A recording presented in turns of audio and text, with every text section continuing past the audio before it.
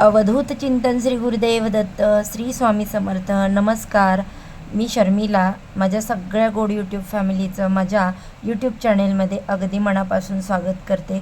चला तर मग आजच्या नवीन व्हिडिओला आपण सुरुवात करूया. चातुर्मास म्हणजे नक्की काय, चातुर्मासाची संपूर्ण माहिती, त्यासोबत चातुर्मास आता कधी सुरू होतोय, कधी संपतोय आणि चातुर्मासामध्ये कुठले नियम आपण पाळले पाहिजेत, हे जेणेकरून त्याचा आपल्याला फायदा होतो. कारण बघा, प्रत्येक माणसाला सुख पाहिजे असतं, दुःख नको असतं. तर चातुर्मास ही एक आपल्यासाठी सुवर्ण संधी असते. या दिवसामध्ये काही नियमांचे पालन करून काही गोष्टी आपल्याला करून पुण्य कमावून घ्यायचं, म्हणजे आपल्या पदरामध्ये नेहमी सुख येतं आणि दुःख आलं तरी ते आपण चुटकीसरशी घालून टाकतो. तर चातुर्मास कधी सुरू होतोय, काय नियम पाळायचे आणि चातुर्मासातल्या प्रत्येक महिन्यामध्ये कुठल्या विशेष व्रत करायचं, सण करायचे, हे संपूर्ण माहिती मी तुम्हाला आजच्या व्हिडिओमध्ये देणार आहे. अतिशय महत्त्वाची माहिती आहे.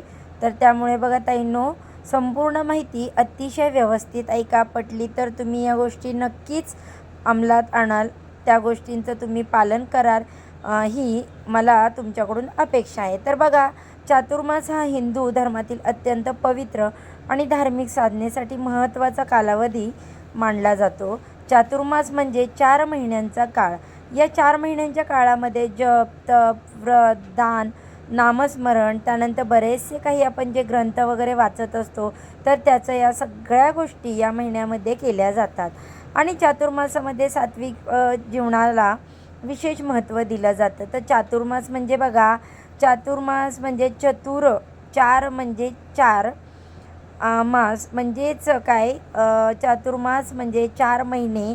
या 2 शब्दांपासून चातुर्मास हा शब्द तयार झालेला आहे. तर तो कधी सुरू होतोय, तर बघा, आषाढ शुक्ल एकादशीपासून, म्हणजेच देवशयनी आषाढी एकादशीपासून देव जे आहेत श्रीहरी विष्णू, ते क्षीरसागरामध्ये योगनिद्रेमध्ये जातात आणि त्यानंतर कार्तिक शुक्ल एकादशी म्हणजेच प्रबोधिनी एकादशी किंवा आपण त्याला देव उठणी एकादशी म्हणतो, या दिवशी देव जे आहेत ते योगनिद्रेतून जागे होत असतात. तर या 4 महिन्याच्या कालावधीला आपण चातुर्मास म्हणत असतो. तर या 4 महिन्याच्या कालावधीमध्ये शुभ कार्यापेक्षा आत्मचिंतन, साधना, संयम, धर्मचरण आणि काही जप तप करणं याला खूप महत्त्व दिलं जातं. तर यावर्षी चातुर्मास कधी सुरू होतोय बघा, चातुर्मासाची सुरुवात आषाढी एकादशी म्हणजे देवशयनी एकादशी म्हणजेच 25 जुलै शनिवारी आहे. या दिवसापासून चातुर्मासाची सुरुवात होत आहे. चातुर्मास कधी संपतोय, तर कार्तिक शुक्ल एकादशी म्हणजेच देव उठणी एकादशी ही 21 नोव्हेंबर शनिवारी आहे. तर 25 जुलैपासून 21 नोव्हेंबरपर्यंत हा संपूर्ण कालावधी चातुर्मासाचा आहे. या काळामध्ये आपल्याला जे चातुर्मासामध्ये काही नियम पाळायचे, काही व्रत वगैरे करायचे, तर ती सगळी माहिती मी तुम्हाला देते. या दिवशी म्हणजेच देव उठणे एकादशीच्या दिवशी भगवान विष्णू हे योगनिद्रेतून जागे होतात, अशी एक श्रद्धा आहे. आणि मग त्यानंतर तुलसी विवाह असतो आणि मग लगेच शुभकार्याने म्हणजेच विवाह किंवा इतर काही मुंज वगैरे या कार्याची सुरुवात केली जाते. चातुर्मासामध्ये हे लग्न वगैरे असे शुभ कार्य केले जात नाहीत. या चातुर्मासामध्ये साधना केली जाते, पारायण केलं जातं, त्याला जास्त महत्त्व आहे. तर चातुर्मासाच्या प्रत्येक महिन्यामध्ये कुठले व्रत आपल्याला करायचे, यामध्ये कुठले महत्त्वाचे महिने येतात आणि त्या प्रत्येक महिन्यामध्ये कुठले सण येतात. तर सगळ्यात पहिलं म्हणजे चातुर्मासातला पहिला महिना म्हणजे आषाढ महिना. आषाढ महिन्यामध्ये बघा, देवशयनी एकादशी म्हणजेच आषाढी एकादशी, गुरुपौर्णिमा येते, ठीक आहे. तर या महिन्यामध्ये गुरुसेवा केली जाते, विष्णूंचं नामस्मरण केलं जातं, भगवद्गीतेचं वाचन करण्याला जास्त महत्त्व आहे. त्यानंतर दुसरा महिना म्हणजे श्रावण महिना. तर श्रावण महिन्यामध्ये बघा, श्रावणी सोमवारचं व्रत केलं जातं, नागपंचमी येत असते, रक्षाबंधन आहे, नारळी पौर्णिमा आहे. तर श्रावण महिन्यामध्ये काय केलं जातं, शिवपूजन, शिवपूजनाला खूप महत्त्व आहे. रुद्राभिषेक केला जातो, महामृत्युंजय मंत्राचा जप करण्यास जास्तीत जास्त महत्त्व दिलं जातं. त्यानंतर चातुर्मासातला तिसरा महिना जो आहे तो भाद्रपद महिना आहे. तर भाद्रपद महिन्यामध्ये बघा गणेश चतुर्थी, ऋषी पंचमी आणि अनंत चतुर्दशी, म्हणजे या महिन्यामध्ये गणपती बसत असतात आणि या महिन्यामध्ये गणपतीची उपासना करतात.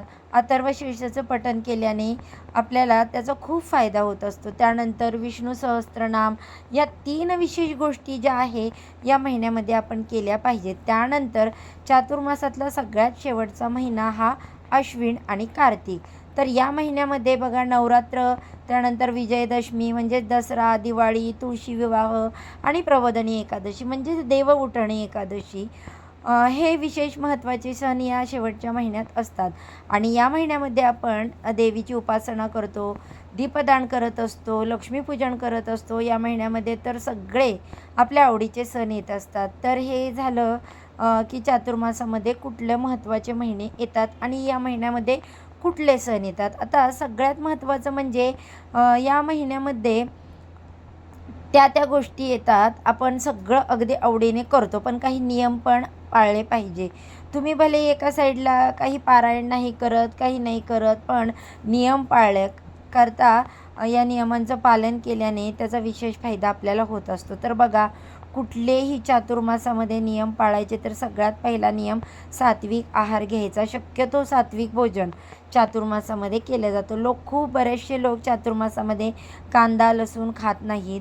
कांदा लसूण खाणं ठीक आहे, तुम्हाला शक्य नाही, पण कंपल्सरी चातुर्मासामध्ये मांसाहार टाळला गेला पाहिजे.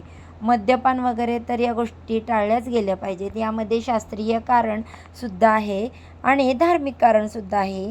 सायंटिफिक रिझन असं म्हणतात की या काळामध्ये नॉनव्हेज वगैरे या गोष्टी खाल्ल्यामुळे, जसं की मासे वगैरे, तर या काळामध्ये त्यांचा प्रजननाचा काळ असतो, तर ते खाल्ल्यामुळे ते आपल्या शरीराला चांगलं नसतं. बाकी इतर सीझनमध्ये तुम्ही खाऊ शकता, पण चातुर्मासामध्ये मांसाहार खाल्लेला चालत नाही. आणि या काळामध्ये बघा, जसं आपण चिकन वगैरे या गोष्टी खातो, तर त्या गोष्टीसुद्धा शरीराला हानिकारक असतात. म्हणजे बघा, या प्रत्येक गोष्टीमागे धार्मिक आणि काहीतरी शास्त्रीय कारणसुद्धा आहे. तर त्यामुळे आपल्याला या गोष्टीचं पालन करायचं. भले तुम्ही कांदा लसूण नियम नाही पाळला, पण मांसाहार मद्यपान टाळाच, हे तुम्ही केलंच पाहिजे. तसं ताजं आणि साधं जेवण आपल्याला खायचं आहे, ठीक आहे. त्यानंतर दुसरं म्हणजे दररोज तुम्हाला नामस्मरण करायचं आहे. तुमच्या श्रद्धेनुसार तुम्ही तुमच्या कुलदेवीचं नामजप करा, तुमच्या गुरूंचा नामजप करा. तसेच या महिन्यामध्ये देवीची साधना केल्यामुळे आपल्याला खूप फायदा होतो. ओम नमो भगवते वासुदेवाय नमः, श्री स्वामी समर्थ मंत्राचा जप तर सगळ्यात प्रभावी आहे. मी नेहमी सांगत असते, ओम नमः शिवायचा मंत्र, ज्या देवाची साधना तुम्हाला करायची आहे त्याची साधना तुम्ही करा, पण कमीत कमी नामजप तरी करा. मोठे मोठे पारायण वगैरे नाही केले तरी नामजप करा.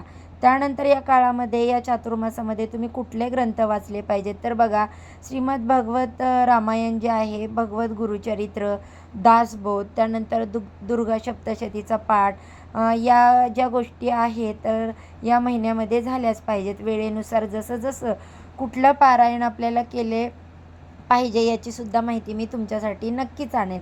त्यानंतर चातुर्मासामध्ये तुम्हाला दान करायचे. दानाला विशेष महत्त्व आहे. दान केल्यामुळे पितृ प्रसन्न होतात, आपल्याला त्यांचा भरभरून आशीर्वाद मिळतो. तर दानामध्ये बघा, अन्नदान, वस्त्रदान, गोमातेची सेवा म्हणजे गायीची सेवा, पक्ष्यांना पाणी ठेवणे, गरजूंना मदत करणे, काही तुमच्या यथाशक्ती तुम्हाला जे शक्य असेल. नेहमी पैशाचं दान असं काही नाही आहे, कोणत्याही तुम्ही तुमच्या यथाशक्ती जे गरजू आहेत तर त्यांना दान करा. उगाचच सप्ताची दान करा, कारण काय ज्यांना गरज नाही त्यांना दान करून त्या दानाचं आपल्याला पुण्य मिळत नाही. त्यानंतर या चातुर्मासामध्ये शक्य असल्यास तुम्हाला नियमितपणे मंदिरात जायचं किंवा घरीच तुम्ही पूजा करा. पण शक्य असल्यास आता आमच्या जवळ बघा स्वामींचं केंद्र आहे, मठ आहे. शक्य असेल तर तुम्ही तिथे मठात जा. तर आम्ही सगळे मिळून जसा वेळ मिळेल तसा मठात जातच असतो. तुमच्या जवळपास देवीचं मंदिर आहे, चातुर्मासामध्ये जमेल तेवढा जास्त वेळेस तुम्ही मंदिरामध्ये जा. अजून महत्त्वाचं म्हणजे जे तुमच्याकडून खूप चूक होते, हा नियम पाळला जात नाही, ते म्हणजे काय, आपल्याला संयम ठेवायचा आहे, राग टाळायचा आहे, खोटं बोलायचं नाही, कोणाचा अपमान करायचा नाही आणि बघा वाईट सवयींपासून दूर राहायचं आहे. या नियमांचं पालन झालंच पाहिजे, कारण हे सुद्धा तितकंच महत्त्वाचं आहे. कारण बघा, एका साईडला तुम्ही देवाचं 4-4 तास सेवा करता आणि दुसऱ्या साईडला खोटं बोलताय, लोकांना फसवताय. फसवण्याचे सुद्धा बरेच प्रकार आजकाल झालेले आहेत. तर त्यामुळे असं करू नका, कारण याचं कुठे ना कुठे वाईट परिणाम आपल्याला या जन्मी इथेच भोगावे लागतात. एवढं मात्र लक्षात ठेवा. त्यानंतर या चातुर्मासामध्ये एकादशीचे व्रत करण्याचं खूप मोठं महत्त्व आहे. चातुर्मासातल्या प्रत्येक एकादशीला तुम्ही उपवास करा, फलाहार घेऊन तुम्ही उपवास करा, जमेल तसा उपवास करा. पण एकादशीला चातुर्मासामध्ये खूप महत्त्व आहे. त्यानंतर चातुर्मासामध्ये तुळशीची सेवा झालीच पाहिजे. तुळशीला रोज पाणी अर्पण करा, संध्याकाळी दिवा लावा, संध्याकाळी तुम्ही अगरबत्ती लावा. तुळशीचे पूजन झालेच पाहिजे. तुळशीची पूजा कशी करायची या चातुर्मासामध्ये याचा व्हिडिओ मी तुमच्यासाठी नक्की आणेन. आता अजून महत्त्वाचं म्हणजे चला, नियम तर पाळले पाहिजेत, पण काय टाळायचं आहे, कुठल्या चुका करायच्या नाही. कधीकधी आपल्याला माहीत असून आपण करतो किंवा कधीकधी माहीत नाही म्हणून होऊन जातं. तर सगळ्यात पहिलं म्हणजे मी तुम्हाला जसं सांगितलं, तामसिक आहार म्हणजे मांसाहार वगैरे जे आहे तर ते टाळायचं, व्यसन टाळायचं, अनावश्यक वादविवाद कोणाशी घालू नये, अपशब्द बोलू नये, कोणाला दुःख देऊ नये, कोणाचा अपमान करू नये. त्यानंतर बघा, आळस आणि वेळेचा अपव्यय करणं टाळा. म्हणजे आपल्याला आळस करायचं नाही. नेहमी तुम्ही जेवढं फ्रेश राहाल तेवढा तुम्हाला त्याचा फायदा होतो. आणि चातुर्मासात तर या गोष्टी पाळल्याच गेल्या पाहिजे. बघा, चातुर्मासामध्ये मन शांत ठेवल्याने आपल्याला त्याचा खूप फायदा होतो. नियमितपणे तुम्ही कुठल्याही देवाची उपासना करा, सेवा करा, दान करा, कारण याचा फायदा, सगळ्या गोष्टींचा फायदा तुम्हालाच होणार आहे. तर बघा, थोडक्यात सांगायचं म्हणजे चातुर्मास हा भक्ती, साधना, संयम आणि आत्मशुद्धीचा पवित्र असा महिना आहे. म्हणून या कालावधीमध्ये आषाढी एकादशीपासून हा सुरू होऊन देवउठणी एकादशीपर्यंत म्हणजेच प्रबोधिनी एकादशीपर्यंत चालणाऱ्या या 4 महिन्याच्या काळाला आपण चातुर्मास म्हणतो. तो या महिन्यामध्ये विशेष आपल्याला उपासना करायची आहे, काही नियमांचं पालन करायचं आहे. बऱ्याचशा गोष्टी या महिन्यामध्ये केल्यामुळे, चांगल्या गोष्टी केल्यामुळे त्याचा आपल्याला भरभरून फायदा होतो. मग आपल्याला म्हणायची वेळ येत नाही की माझ्याच बाबतीत असं वाईट दिवस का येतात, हे दुःख का येतं. जेवढी तुम्ही या महिन्यामध्ये सेवा कराल तेवढं तुमच्या सेवेचा बँक बॅलन्स वाढेल आणि मग तुमच्या वाईट काळामध्ये तुमचा बॅलन्स तुम्हाला कामाला येईल. तर नक्की तुम्हाला सांगितलेली माहिती पटली असेल तर या नियमांचं पालन करा. पुन्हा भेटूया नवीन व्हिडिओवरती अशाच छानशा माहितीसोबत. चला तर मग आजची झालेली सेवा स्वामी महाराजांच्या चरणी अर्पण करते आणि आजचा व्हिडिओ इथेच संपवते. सर्वांना श्री स्वामी समर्थ. ओम नमो भगवते वासुदेवाय नमः.